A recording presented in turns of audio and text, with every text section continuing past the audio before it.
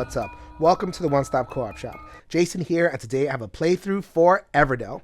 This one is a modern classic on some level at this point, but if you don't know this game, it is a 1-4 player game in which you are playing very cute woodland creatures. Oh my god! This is the honeybee, I believe. You're going to be placing them worker placement style, gathering these resources and using them to purchase critters and constructions and eventually building your city. You can also get special events, meet certain conditions, and have the most prosperous, attractive village in Everdell. The Everdell base game had a solo bot, which was okay. It was enough to unlock the basic game for a solo player. Here, though, in the Mistwood expansion, we are treated to NIGHTWEAVE.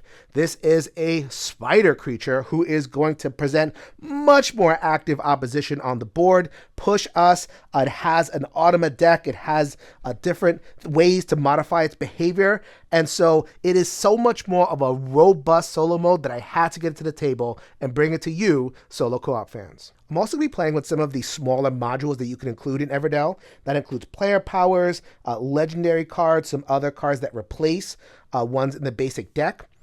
Reason being is that the bigger modules, the New Leaf, Spirecrest, and Pearlbook modules, don't really mesh with the full experience of the Mistwood expansion. So we're going to play with the personality for the bot. We're going to play with some plots and ploys. So I want to give a full sense of what the solo bot has to offer here in this playthrough. Before I get to all that, we are the One Stop Co-op Shop YouTube channel. We also have our YouTube stream channel. If you like what we do on the video side of things, please go ahead and make sure you are subscribed to both of those channels and like this video and others that you have enjoyed. We also have our podcast, which is weekly. We get into game discussions and we have interviews and special topics available on all the major podcast platforms. We also have our Discord channel. Please go ahead and check the show notes for a link directly to a wonderful community that just loves solo and cooperative games. We're active, we're safe, we're welcoming. Anything that you want, whether it's the new hotness, just like the Mistwood expansion, or old favorites like Everdell that are being reawakened by those new modules, we're talking about it here on our Discord. And also, please consider a contribution to our Patreon. That's how we keep the games on the table and the tech upgraded. In exchange, you get exclusive access to videos and channels on the Discord server. But if you just want to join the Discord server in general, be part of a very awesome community, it is free to join. We are the One Stop Co-op Shop, your one stop for solo and cooperative gaming goodness. For this playthrough, I'm going to assume a basic working knowledge of Everdell. If you're unfamiliar with the base game at all, please refer to Mike's playthrough on the One Stop Co-op Shop, and I also did a playthrough for the Spirecrest expansion. I'm going to talk about the elements that I'm going to use here in this Mistwood playthrough. So I have my honeybees. I love my honeybees. I'm going to use their player power. So player powers were included in the Belfair expansion, and you get a couple of more here in Mistwood. Basically, in a normal game, you would get access to up to 6 workers. Here, you would sacrifice a worker in exchange for a power. In this particular case, the honeybees, I would be able to discard cards at various points in order to fire off extra production. So the idea being that if you play well, again, it's for advanced players, you'll be able to get more resources than you would with that one worker. I can see someone, though, saying, it's a worker placement game. I want my worker. Forget these powers. Totally modular. Up to you what you want to include. I'm also playing with the legendary cards, which were available in the collector's edition, and there are more examples here in Mistwood. So the way that legendary cards works is that you get one construction and one critter. That's it. And throughout the course of the game, if you get the basic building, which in this particular case is Shopkeeper and Clock Tower, you would be able to take an action and replace that basic building in your city with the legendary, which has an upgraded power, gives more space in the city, so you'll be able to expand to 16 and 17 cards. These cards are tremendous. Playing them in the solo will give the solo bot extra points. That's how good they are. I can see this being really awesome in a campaign or a legacy style setting where you have your individualized city and you build up more individual cards over the course of the game. I'm probably not giving the designers any ideas. They are probably thinking of Everdell Legacy as we speak. We'll get in a couple of years. I don't have any inside information, but this is the kind of thing that you're getting with the legendary expansion cards here. Finally, this is also included in the Mistwood expansion. These are alternate farms. In the basic game, there are 8 copies of the farm card, and that's the same thing every time. Here, just to vary up that play, to give the sense that there are different ways that you can go. They're a little bit more expensive generally, while the basic one is actually a little bit cheaper. But the upgraded ones, so you get 1 berry or draw 2 cards, gain 1 berry and do this extra thing. So a little bit more interest in the farming cards, so I'm going to throw that in there as well. Now let's get to the main event, which is this Automa deck that represents the Nightweave bot. So here is the deck right there. It's going to play 1 card per turn and then move on. For the most part, it deploys workers. So if you see this little creepy crawly over there, just take one of its workers, put it on the indicated space. So then over here, it would tell you to put it either on a forest space or the space, and then it would block. You wouldn't get any resources past turn. There you go. Sometimes it will grab cards from the meadow or play special events. So if it doesn't have a symbol over here, that is how the bot acquires those cards from you. And it then deploys the big meeple. I love it. I know I'm not supposed to editorialize during this overview, but man, it's so much fun. What you're going to do is you're going to roll your trusty D8 that you remember from the base game. Here you go. I just rolled a 1. The spider would go, you have to make the sound effect. That's in the rules. And then it would acquire this card into its city. That would be a scoring card for it. Is going to persist in this space for the rest of the season as long as it doesn't prepare for season, which it will do once it runs out of workers. You can play a game where the big meeple does its thing, the little meeples occupy spots, and not much else is going on. The game recommends that if you're playing with some of the bigger expansions like Pearlbrook and Spirecrest. So you can definitely work those into those types of games. Where this Night Mist bot shows its fangs, so to speak, is the inclusion of the personality cards and the plot expansion. The game is explicit. If you're playing with these modules, which give personality to the bot, then it's not a great idea to play with the other expansions. Reason being that this bot operates best in a little bit of a constrained space so it can really corner you. If you have those other expansions, then there's other places to go. The bot does one thing, you do the other thing. What are we running a big complicated bot for? However, in that constrained space, the spider can really get you. First up, you have the personality cards, which affect the behavior of the big meeple. So then it would do things like after Nightweave enters the meadow, discard all adjacent cards and replenish, and make a future acquisition of cards, discard and replenish. Make other cards more expensive. Just really make it a pain in the butt to interact with the meadow while the big spider is out there. That's great. You can also play with either the plans or the plots expansion. The game does not recommend doing both because they do kind of similar things. They can get in the way of one another, but it's your game. You can do whatever you want. I'm going to play with the plots expansion. What this is, these are per season effects that will land. So then Paralyzing Fear, it would do a thing to freeze up the market a little bit, and then you can plot, or you can, what is that, foil, there you go. And you can foil the plot in order to free yourself up. Lots and lots of different effects that will change from season to season. The plans expansion is more of a global effect that will obtain the entire game. So if you want more of a steady oppositional experience, play the plans expansion. I like a little bit more variety, so I'm going to go with the plots. As I said previously, the bot will run out of workers and it will prepare for season. That's when it shuffles in some advanced cards. So you see that there's no winter here, but there is spring. So then you would follow the spring actions. Then that would finish off, prepare for summer. You shuffle in the summer cards.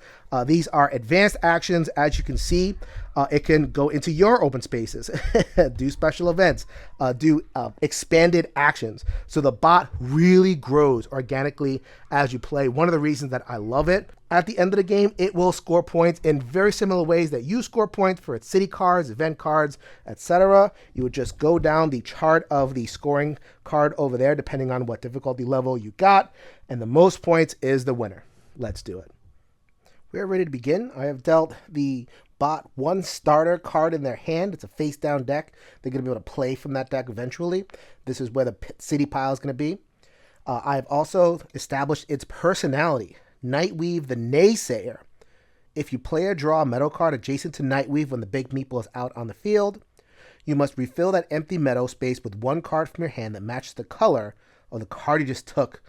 Impress me with a better argument. So I need to have a card draw. I need card draw anyway for the B. So this might frustrate what the B is trying to do. Because for the player power, it is whenever you play a non-green critter construction, you may discard one card to activate a production in your city. So I may need to play a game where I'm constantly drawing and discarding cards. Not a problem. The game also starts with a ploy in play. The first ploy is each time you play a prosperity card, Nightweave gains that random symbol. They are on the troublemaker phase, so they'll gain 2 points from the tableau. I don't plan on playing too many of these early, so that's good one to get in the way early. You'll be much meaner as the game goes on. The bot's first play is it is going to put a worker on this forest space. So here is my starter layout. I got 1, 2, 3 forests for a 2-player game. Activate 2 production in your city is the random one. Good. I don't even have that. Wasn't going to go there. The bot is treating me nice early. That's not going to last. In terms of the special events, I have 2 from the base game and 2 from the Belfair expansion. So then the base game, the chip sweep and the clock tower, I'll get there. And then the historian and the ruins is going to be the ancient scrolls discovered. So I'm starting a little bit close to that. I'll show you that in a second, but I just want to show you these Belfair ones. So if I get 4 blue and pay 1 rock, I get the 6 points. Or if I get 5 production and pay 2 berries, I would get the 6 points. Pie eating contest, berry pie, delicious. I like including those Belfair cards because at this point, this deck is pretty fat. I have promos in here. I have a couple of the extra cards in there. I haven't even included New Leaf. New Leaf, the deck would be even higher. But because the deck gets pretty fat, you want some cards that are a little bit more general, not locked in like the base game special events. So right away, I have 2 obvious strategic pathways, and I get to choose. That's why I love Everdell, man. It's right there, and it's just pick whatever you want and however you want it. So first, I have this Resin Refinery over here. I can play that and use that to get the chip sweep here for free. So then that's a nice leg up for my first turn. Also, the chip sweep will bring me towards one of the goals.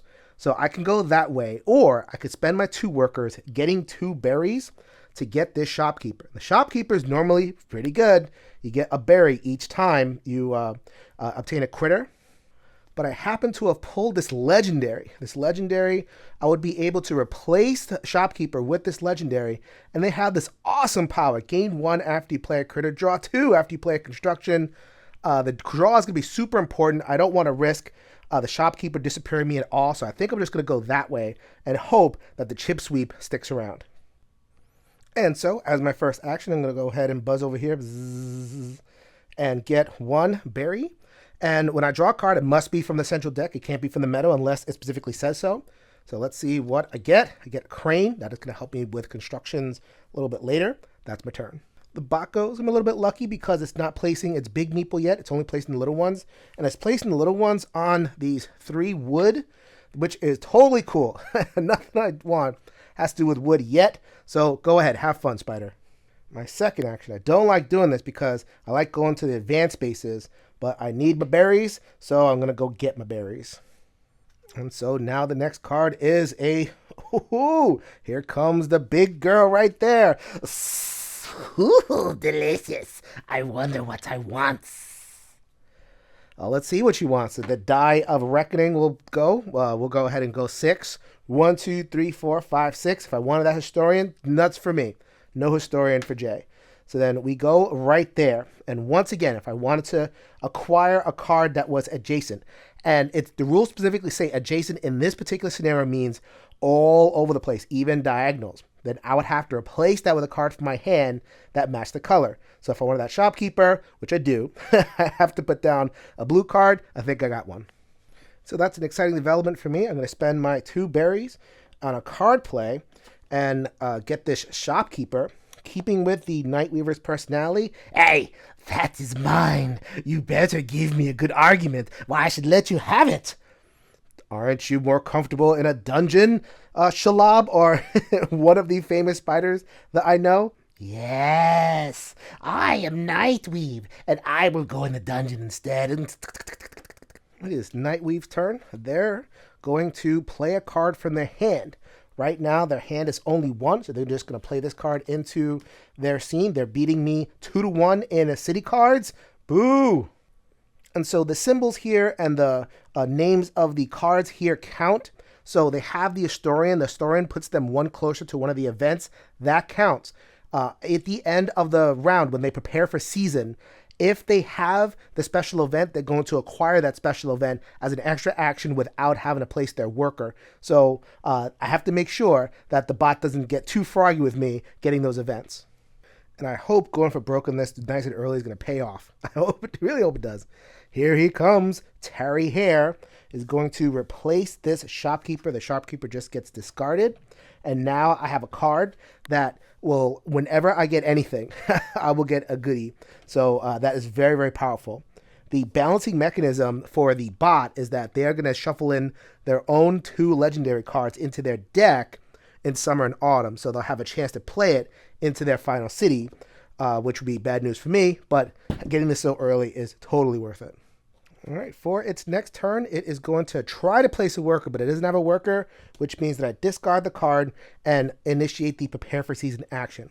So first of all, I would take the relevant spring cards, 1, 2, 3, and I would shuffle in everything. So I would basically create a whole new deck, and it would have access to the regular spring cards. So on some of the cards, there's going to be a winter and a spring. I would now listen to the spring function of those cards.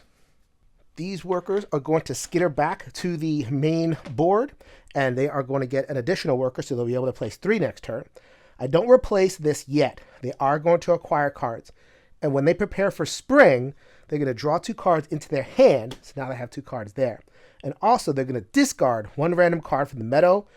I only really care about the chip sweep. Everything else is nice, but please don't roll a 7. That is an 8. That is the school. Goodbye. I couldn't really draw anyway. That's fine. And so we'll replenish the meadow with a courthouse. Ooh. Gain a bunch of stuff whenever you play a construction. And also the shepherd, a 1-shot, which allows me to gain some berries and then spend them out for gold. Always. Everything is good. It's just a matter of getting all that to synergize. And oh, by the way, I was not supposed to pull a card for winter. So what I'm going to do is I'm just going to keep this card in play, and that'll be the card that is in effect for spring, and then I'll have 2 more for summer and for autumn. That is the bot's prepare for season. Let me go ahead and do my own prepare for season. So I pull my 2 workers back, and I would initiate a production cycle. So normally I would have some production buildings, and I had that chip sweep resin combo, so I would have gotten a grand total of 4 resin out of that. I sacrificed all that to get the Terry Hare. I hope it's worth it. I also do not get my 3rd worker for the spring because I have the honeybee's power. I really hope that all that is going to come together in a bigger play later. All right, so now that I've gotten the basic flow down with the first round, let's go ahead and take turns a little bit more briskly. Now I listen to the spring. So then we have place a worker in the bottom left hand, which is the twigs. Man, this thing really wants twigs. Good thing I don't. Instead, here we go. We're going to build that resin refinery and get some engine building going right there. So the next card is a bit interesting. It would go to my zone if I had one of those cards like this in my city. So then, if some of the cards here say open, this one does not, but some of them do. And it would place its worker on my thing, so it prevented me from going there. I would still get that gold, but that would be really annoying. So instead of that, it would go to the market, which is in the Belfair expansion. So then it now goes to the Haven, which is right there. And it would get 3 coins for its trouble and pass turn because it doesn't want any resources. Let's do it. Let's spend 1 resin and 1 stone, which is the cost of this resin refinery. Playing that would get me this 1 resin back. And also, because of my Terry Hare, whenever I play a construction, draw 2 cards, which is why I got you out early. See what I got. Twig, Barge, Bard, Toad. That looks like a good pair to me. All right, so party is over in the meadow. We are going to get a visit from Nightweave. So then where are you going to assault? You're going to assault in 5 and eat that dungeon. Ooh, that sounds like role-playing to me. Yes, you gave it to me, and it is so delicious. I want you to give me another one. And this card gets played into its city. It is now at 3. Also, it is at 2 blue cards. That will be noteworthy in a little bit, and I'll show you when it gets to its prepare for season. So now I'm going to do Everdell things. Let's go ahead and occupy my resin refinery with the chip sweep, which is away from Nightweave. Thank you very much. When I get it, activate 1 production in my city. That's going to be get another resin. I did not get the 4. I got the 2. And because I acquired a critter, I can get any resource, which is going to be stone. Right now, hard for me to get, but I'm feeling really good right now because I was able to execute the things that I was looking for right at the beginning of the game. The next card in the market is going to be a mine.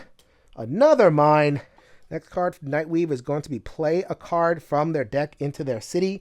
You see how the bot puts pressure on you. It is now a Wanderer, so it is getting symbol diversity. I don't like that either. All right, so I think I worked out a pretty good combo. Hopefully Nightweave doesn't get in my way. I am going to call it Night Mist, which is a character in Sentinels of the Multiverse, because it's Mistwood and Nightweave. I have some Night Mist sneak through. Sorry about that. Anyway, okay, so I got that stone because I wanted to build a crane. Crane allows me, when playing a construction, you may discard this crane from your city to play that construction for 3 fewer resources. So kind of trading present for future. So let's go ahead and spend that stone. And also because I have the tarry hair, draw 2 cards. Those 2 cards are going to be a minor mole. Hoo-hoo, I think I can know what to do with that. And a theater. So 1 for each unique critter in the city. Don't have a unique critter yet. The tarry hair is a legendary critter, not a unique, so it wouldn't count for me. So because I don't have unique critters, and because playing this, at least now, would give the bot extra, I'm going to use this to discard. Reason I'm discarding because of the honeybees. So the honeybees, when you play a non-green critter construction, you may discard 1 from your 1 card to activate a one of these things in my city. So that is going to be 1 more resin. The bot goes, and it is going to plant itself on a basic event. This would mean that this first symbol means that it would plant itself on. If it had one of these symbols of its own, it would put it there and get 2 gold. It does not have that. But it does have access to a basic event. A Wonder in a Dormant would be the Pro Book expansion. So let's just go with this basic event. Which one? It doesn't satisfy any of the 4 basic events right now, but it has 2 progress towards this one, which is what I pointed out before. So it is going to plant itself here and then acquire that basic event when it prepares for season. So already striking with the points. So now I get to go, and I had my eye on this courthouse. Reason being, I know the game, at least the basic cards. The judge, the courthouse is okay. Getting more resources is always good. But I wanted the judge. The judge would combo really well with what I have going on. They could convert resources. All this resin that I'm getting could be converted to something good. But I can't take it because Nightweave is right here. I'm haunting the courthouse. Do you have suitable replacements if you let me let go of the courthouse? No, I have no replacements. Your arguments are weak. You shall stay away from my courthouse.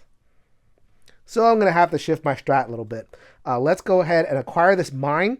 I'm going to discard the crane for it. I'm going to acquire the mine. I also have 2 cards. One is the Chappelle. Our group calls it the Dave Chappelle, which is interesting right there. This is a promo card. I will put in a private mail where I got this promo. You are able to acquire this promo, but in this video, I am not able to say it is a secret Everdell project. So I'll let you tantalize on that. Maybe at some point when there's an announcement, I'll put it in the show notes. But for now, know that there are secret promos to get. This one is kindergarten, 2 points for each kids in your city, and you can acquire kids into the kindergarten. I love this game.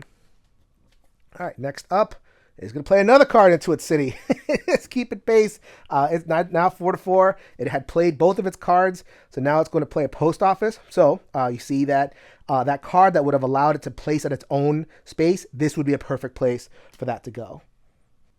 For my next turn, and I haven't even placed my second worker yet. Man, so much to do. We are going to use the mine, and we are going to play the miner mole. There it is. And so we get copy one an opponent's city. So let's see what the bot is working with. So this is beautiful. I didn't even set this up. So this is the Carnival. This is one of the extra cards that is in the base game included. It is not in the core 128 cards, an extra set of 15, because a little more powerful. Check this out. Draw one card for each other production in your city, or gain one random resource or a wild resource for every 2 in your city. So I'm going to take the resources because my hand is getting full. But I took 2 resources. I also got 1 resource from Tarry Hair. My energy empire, my resource empire, that is growing at a nice clip. Nightweave's turn yet again. All their workers are placed. The Nightweave meeple is out. So that means it is going to initiate a prepare for season, which is going to be summer. So let me go ahead. I didn't do this before, but these are the nice little tokens. So you have winter, spring, summer, and fall. So let's go ahead and just get it over to summer right there. I'm going to take these meeples back, and it is going to acquire 2 cards from the meadow into its hand. So we got 1, which is the wood carver, and 5, which is the top of the deck. When it rolls an empty space, it'll acquire a card from the top of its deck. So let's go ahead and get those out of the way, and then we replenish the meadow as usual. We got the Evertree. I wants it. It's so good. And a farm. The improved farm, actually. So this is a little bit more expensive, but it would get me 1 berry or 1 resin. Might be worth it, but I want the Evertree. I wants it. It gains 2 workers, and now it has 5 to work with. It is going to shuffle in its summer cards, and I'll take care of that off camera. And it is going to finally rotate this card. So then I can now acquire prosperity cards freely, such as the Evertree if I wanted it. And I'm going to see what happens next. Ransom. Place one of your undeployed workers in Nightweave's lair. No! If all of your workers are deployed, Nightweave gains the points and then places one of your deployed workers in her lair. Your worker returns when you prepare for season. So I'm pretty close to prepare for season, but I haven't placed my my second spring worker yet. So that's pretty devastating. But I can foil its plan. It's crawling into my lair. Ooh, juicy, and you're not paying any attention. Ha ha! I have been drawing cards the entire time. I'm going to destroy 3 of my cards and get you out of here. Juggler, Barge Toad, Undertaker, you are all fired. You what? These unworthy sacrifices. Fine, I'll take the Undertaker to my lair and eat his corpse. And oh, by the way, let me not cheat the bot. It does acquire this basic event. If it had fulfilled the condition for another event, the full condition that time, it would acquire that next event for free. So it can get multiple events per season, and it probably will if I let it. So I have 1 worker left in the season, and if I wanted to, I could just use it and place it on this event, which is 4 production. That's what I have. It has 4 production. Part of why I was comfortable with that was because I wanted this event and also this special event, pay 5 and 2 berries to do the piety contest. That would have comboed me towards both of them. So I think I'm going to hold off on that because I'm staring at a whole pile of awesome right here. Boom. Activate 2 production cards in your city. The production cards are going to be the mine. And remember, I have this miner mall. Copy 1 in an opponent's city, which is the Carnival. Have 4. I can use those 4 to acquire 2 random resources or wild resources, which are going to be 2 wood. And so now it is the bot's first turn of summer. So it's going to follow the summer thing. It is going to place right there. This is the best spot for me. Good thing I went there right now. Nightweave, I have tricks for you too. No! You are too smart. Oh, just you wait. So it's going to just take the second spot that is available over here. Just in case you were curious, it does have a default. It would go to the market and get its points right away. And so as you can see, I have the 3 wood, the 3 resin, and the 3 stone for the Evertree. Boom, boom, boom. 5 points. The Evertree's power. I get 1 point for each prosperity card in my city. Ho, ho, ho, ho. Now take that one, Nightweave. What are you going to do to counter that? See what card replaces it. Probably a worse card. A Scribble Champion. Wow. I have 2 Scribble Champions there, and I have a way to acquire it. I don't know if I showed this on camera, but the Scribble Stadium came out. I may just have to prioritize getting that one next. Let's not forget Tarry here. Combo, combo, combo. It's what Everdell is all about. When I play a construction, draw 2 cards. I get an Architect. Ooh, another purple. I should really pay attention to those. And a Monk. And I am going to use my player power. I know it's a lot because I acquired a card that was not green. So I'm going to discard this Chappelle, sorry, in order to fire off a production card in my city, which is the Minor Mole, which is going to copy their Carnival, which gets me 2 wild resources. Already it is paying off. I am not regretting not having the extra worker. So that is going to be a stone and a wood. That's going to get me closer to my next step, which is the Scribble Stadium.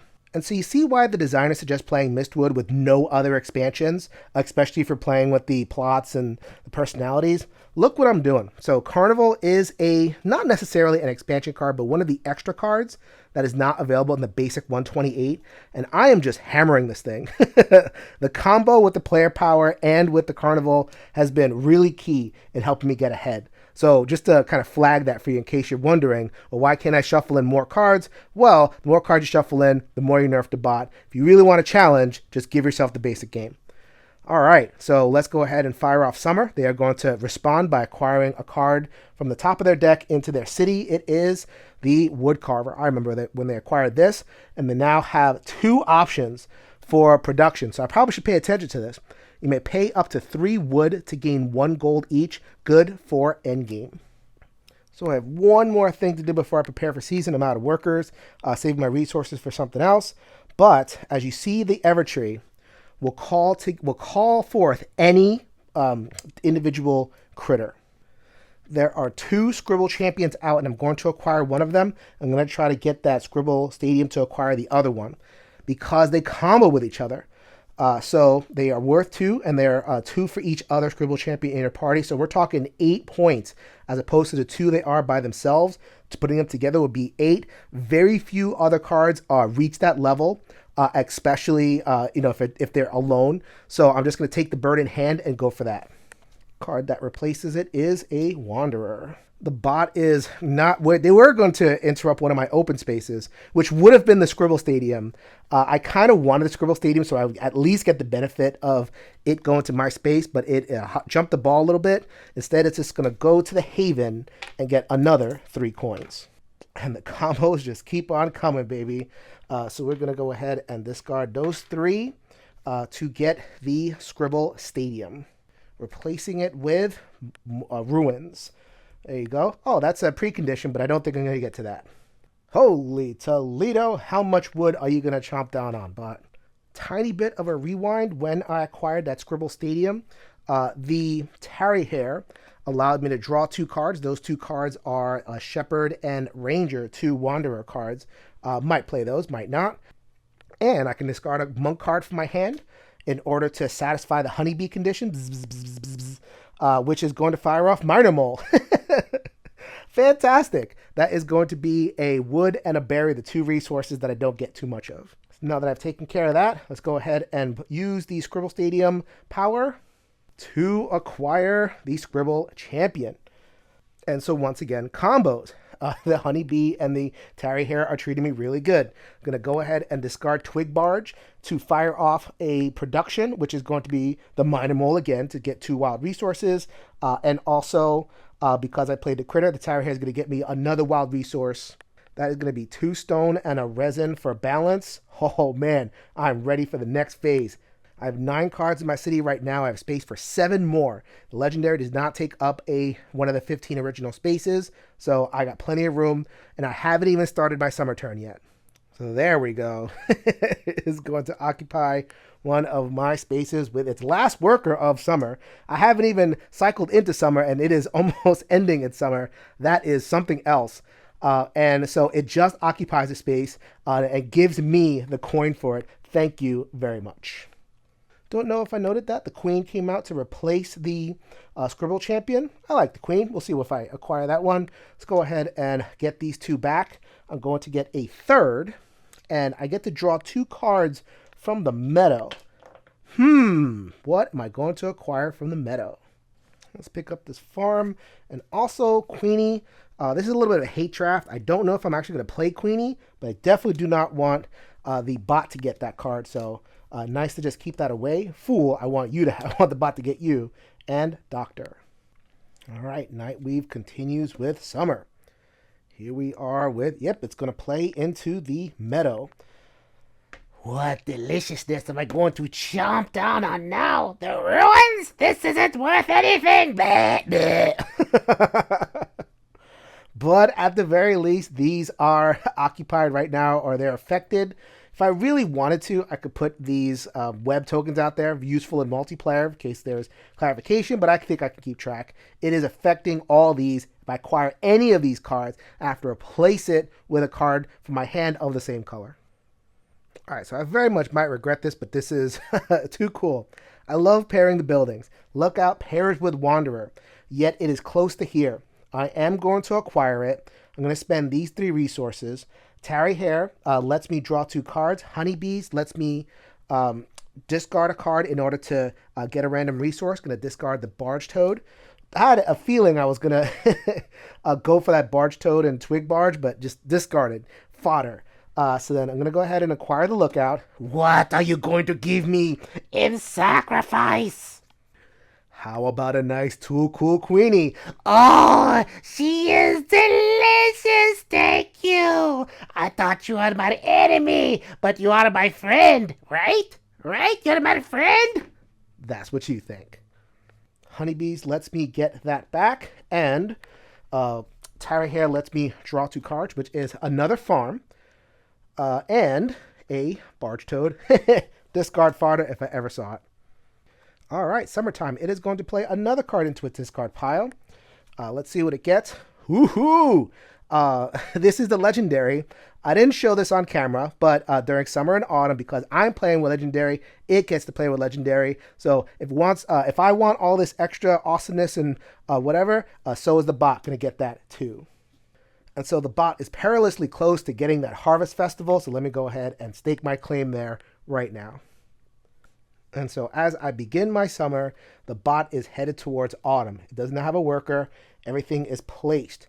So we'll go ahead and suck all these back and give it 3 more workers, which makes 7 that it can place during its autumn phase. It's going to pull 2 cards from the deck, the main deck, and add it to its hand. And also it's going to add a second legendary. So now it has 4 cards. Shuffle that up. That is the bot's hand. Finally, it is going to discard 2 random cards to the meadow. It is going to discard the queen.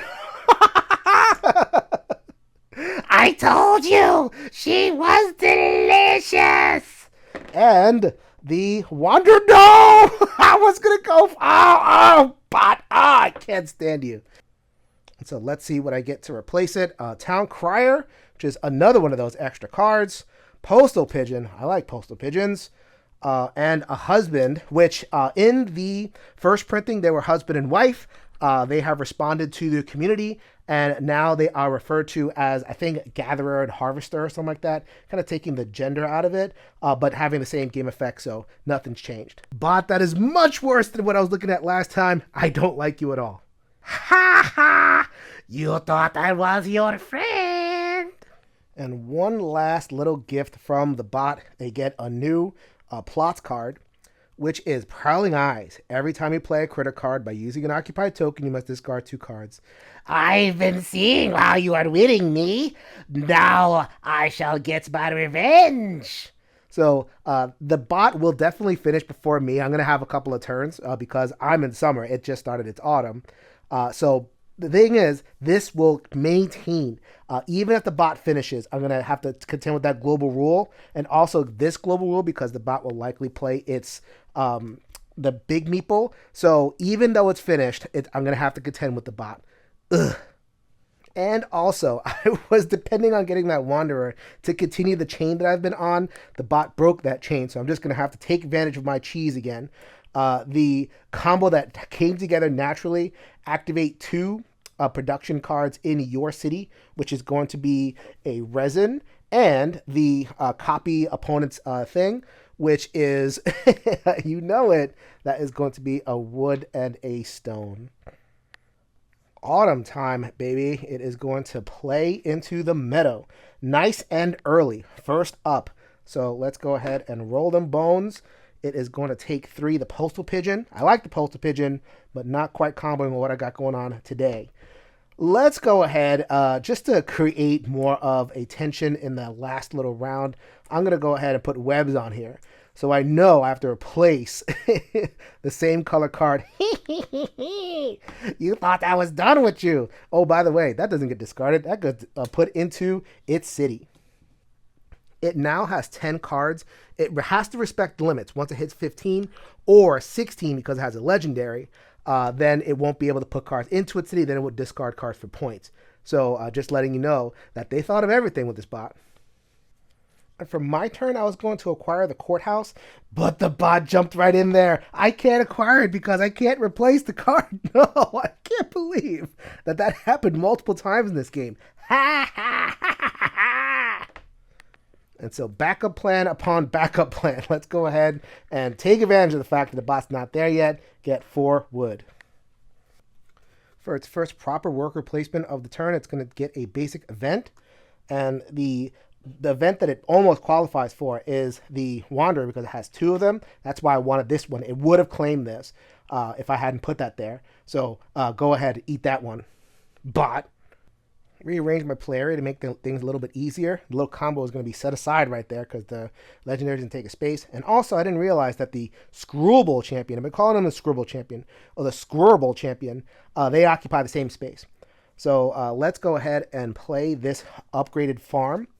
So it is the same cost as the base game farm, but this farm does not take a space in my city. So something is going to go on top of this to share it, possibly husband-wife action right there. Or sorry, gatherer and harvester. So let's go ahead and spend 2 of my tons of wood and 1 resin. And also acquire a berry for my trouble. Bot's turn. It is actually a really powerful action right there. So it cannot place itself. Once it's there, it's there. But it is going to acquire another card from the meadow. That is going to be 8, which is the shepherd. Acquires that. Let's go ahead and replace that with the inn. Same rule obtains for the inn. It is also going to discard a random card from its hand and get a point. So I'm hopeful that it discards the legendary. It does not. It gets a point instead. So I'm going to initiate my prepare for season. I've gotten my workers back and gotten 2 more. I've acquired my basic event and I fired off production. With everything told, wilds and all, I'm going to get 1 of each of the builder resources and also 2 berries ready for autumn. All right, bot's next turn, it is going to acquire another card from the meadow. Now at this point, I want the bot to place all of its workers. It is sitting on 8 workers total, 7 that it still has to place. So I have a while to go, but a guy can hope, right? Bye-bye, doctor. You are out of here. 4 points for the bot, which is not what I want to hear. A bard comes out. Already said goodbye to the theater, so I don't know what the bard is going to do. Although, lets me discard cards to gain coins. Maybe. Next card I'm going to acquire is for my hand. It is the Architect. For 4 berries, it will give me 2 points and also 1 point for each of my unused stuff. I have a lot of stuff. I'm not going to get that much more because the honeybees have they finished. That Marnimal that I have completely abused, no longer. You may not use his ability when you are in autumn. I am now in autumn. I think it would be just too powerful. And I really do feel like I've gotten my money's worth. That versus 3 worker placements, I've gotten way more than that.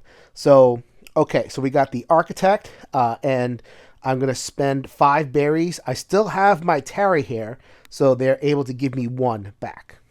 All right, so now hopefully it goes in a nice little worker placement binge. It needs to place 7 more workers of its 8, and it is going to place on the journey space at the 4. So nice endgame points, doesn't discard any cards. The rulebook is silent on whether it can also occupy the 5. I happen to know from playing this game previously that it can occupy the 5, so I'm going to get on my horse. I'm not necessarily going to miss these cards. I might miss the kindergarten card, but the kids are kind of buried in there. I don't know if we're going to get those. So I will discard my 5 cards and occupy this final space. Speak of the devil. It is an autumn card. It would have occupied the 5 space. I would have played where they would have occupied both spaces and I just would have been out of luck. So it is just going to go to the Haven and get its 3 coins yet again. Let's go ahead and occupy this space before the bot does. I'm going to get myself 1 berry because I need that. And also I'm going to do the copy space one more time from this delicious minor mole, which has been my total game right there. All right, so here's some corner cases that I really don't know because the minor mole creates a lot of these corner cases. Anyway, so it has a production building which is legendary inside of its thing. So it is 3 + 1 for each farm in your city. That would be 4 berries. That'd be super powerful. I'm not really sure if that is a thing that I can do. So I'm not going to do that. But just to flag for people that might come up in your game. Instead, I'm going to do this. I'm going to pay up 3 wood to gain 1 gold each.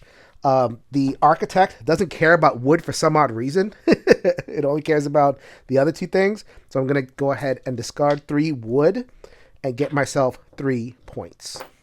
If I wanted to replace that wood, the bot made it just a little bit harder. It is the rush towards the endgame point, so let's just not mess around. I'm going to discard my 2 berries, and I have my 5 production buildings. I have a pirating contest. I had the eye on this at the beginning of the game. I'm not going to let you get me down, Spider. You stay away from my pie. Speaking of special events, look at that. This is why it's really slick that the bot shuffles in cards. It has different spots that they can go to for different seasons. Now they're going to go to the special event. So they are going to check what they qualify for. So if it's one of these base game cards, just check to see if they have at least 1 of those cards. If it's this one, it's the same thing as a basic event. See if they have 2. They qualify for both. They ate the ruins. Those disgusting ruins. And they also got this card over here. So then you would check the tiebreaker. And the tiebreaker says it goes in a clockwise fashion, which starts in the top left, which means that it gets placed there. I know that was a lot to go through, but it makes sense at the end of the day. So it does not get the 6, but it does get 5 points because that is what this says, 5 per special event. The bot and I might actually finish pretty close to the same. The bot has 3 workers left. I have 2. So I'm going to place that and get my 4 wood from there. The bot is going to slow their worker placement down and play a card from the top of their deck. No legendary, no legendary. Legendary. Boo. That is 4 points into its city pile. Speaking of legendary, I bet you thought I forgot about this one. I have my second legendary, King's North Treasury. I never did get my clock tower, so I'm just going to pay for it straight up. So the wood isn't worth too much to me right now. The stone is. The stone would be worth 3 points. So I'm trading 3 points to get 4, which is not a great sounding trade, but I'll show you what I'm going to do right after this bot's next turn. All right, one last interaction with the bot. It is going to be attracted by my open area, the area that I had 0 intention of visiting. I might have been it. I might have done that, but I have a better use for you. So the bot has fallen into my trap. Ooh, sickly sweet. Scrubble Stadium. You may not... you weren't going to go? Nah! Thank you for the point, bot. Because I'm going to spend my last worker and go here. So chip sweep and clock tower. So I never got a clock tower, but this legendary counts as a clock tower. Look at that. So I was able to get a well-run city. When achieved, bring back one of your deployed workers. So then I get that, and this worker that was there is now available to be deployed again. Ooh, once again, I am in the way of what it wants to do, and so it is going to take its backup plan. And so with my final worker placement action, it's going to go to the lookout. Copy any basic or forest location. Cheese one more time. Activate 2 of my production. I'm going to go ahead and claim these resources, food and points for the architect. And oh, by the way, I did remember to draw cards from the Tarry Hair because I had placed the improved clock tower. I'm not playing these. As much as I would love to play some legendaries, I don't have enough for that. The bot is going to finish its last worker placement going here. Turns out that the bot and I both finished at the exact same time, even though I had raced ahead. It has so many workers. I wasn't able to compete, and I didn't had the one less worker from the honeybee, so I guess I was supposed to have that productive summer, and the autumn was just there to clean up. And that is the end of the game. Final score time, the bot had 50 points and I had 61. So a pretty solid victory for me, but I wonder if I had not taken advantage of that one card that would not have been available in just a basic 128 card game, where it was the carnival and I was able to, use it to get resources. I wonder if I would have the same score or if I would have beaten the bot. So again, be mindful that this bot was designed for the core game experience in mind. And if you let the bot be itself with that personality and the plans and deploys, oh man, mechanically it got in my way, made me think plan A, plan B, plan C, so much more developed than the bot in the basic game. It's not even close. This is just a really good bot on its own and instantly my favorite expansion of Everdell. And that's the mechanism, which are solid in and of itself. But then there's the role-playing possibilities. Oh, you thought you had beaten me? Well, I guess you were right. You have beaten me, but I will come back stronger than ever next time. Will you buy me? Will you buy Mistwood?